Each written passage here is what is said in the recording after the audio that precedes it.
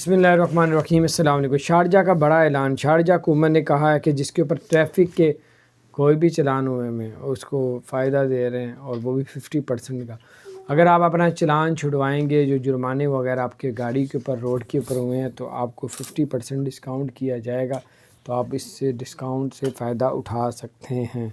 तो बाहर शारजा में अगर आप रहते हैं तो 50% आपके तमाम जुर्मानों में, गाड़ी के, रोड के, तो गाड़ी के मुतालिक जो भी जुर्माने होते हैं उस पर 50% डिस्काउंट का ऐलान किया हुआ है। अपना ख्याल रखें। अल्लाह ताला आपको अपने ज़ुबान में रखे। अगर आपने हमारे चैनल को सब्सक्राइब नहीं किया तो सब्सक्राइब कर दें, बेल आइकन प्रेस कर दें, ताकि नई सी अपडेट्स आप तक पहुँचती रहे। अस्सलाम वालेकुम रहमतुल्लाहि व बरकातुहू।